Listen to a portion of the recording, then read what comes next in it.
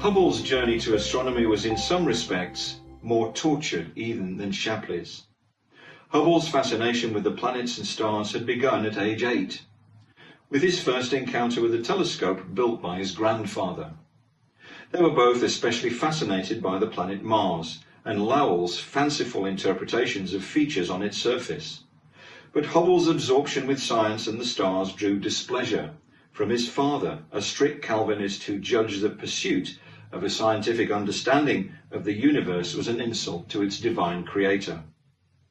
Though Hubble never lost his interest in astronomy, at high school this became submerged by both his father's tyrannical rule and a curriculum biased towards the classics. Hubble also possessed an athletic prowess that put him in the school record books. His efforts on and off the field earned him a scholarship to the University of Chicago in 1906, where, at his father's insistence, he took courses in law. But he also prepared for the possibility of a career in astronomy by studying science, majoring in physics and mathematics. The professor of physics and department head was Albert Michelson, who in 1907 became the first American scientist to be awarded a Nobel Prize for his experimental studies of the speed of light. Michelson protege and assistant professor Robert Millikan was just turning his attentions to experiments on the elementary charge of the electron that would earn him a Nobel Prize in 1923. Hubble worked for a time as a student assistant in Millikan's laboratory. In 1910, Hubble realized a long-standing ambition and won a 3-year Rhodes Scholarship to Oxford, England, with a handsome stipend of $1,500 per year, nearly $50,000 today.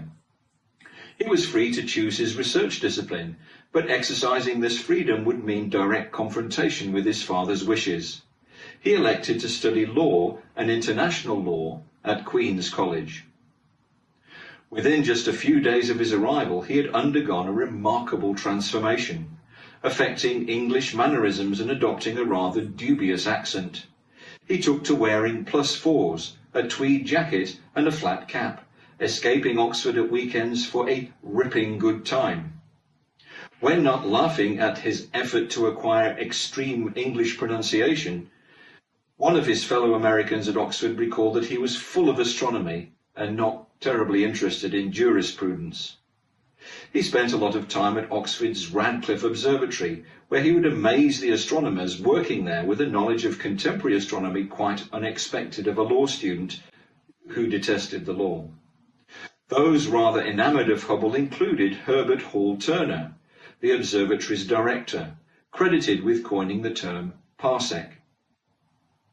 Hubble completed his BA in 1912, leaving him with 9 months of his scholarship to spend studying whatever he wished. Although he had spent considerable time in the company of astronomers and was highly regarded by Turner, he first elected to study literature before quickly switching to Spanish. Hubble was still in England when his father died in 1913.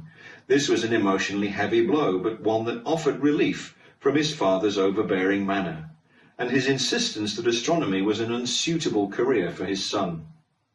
But the weight of his father's influence pulled on his conscience from beyond the grave. With his father's passing, his older brother and sister struggled to pay accumulated debts and keep the family whole. Hubble returned to America to pick up the pieces. He never qualified to practice law in the US, despite later claiming otherwise, working instead as a freelance translator of legal documents for companies doing business in South America. He was subsequently hired by New Albany High School in Indiana to teach Spanish, physics, and mathematics, and to coach the basketball team. It was only in May 1914 that he decided to reach out to his former astronomy professor at Chicago, asking if it might be possible to secure financial support to study for a PhD. At his professor's urging, Hubble wrote also to Edwin B. Frost, director of Chicago's Yerkes Observatory. Hubble secured a modest tuition scholarship and started at the observatory the following August. At the 17th American Astronomical Society meeting in Evanston, Illinois, he heard Slifford talk about his observations of the extraordinary speeds of spiral nebulae. Hubble's path was now set.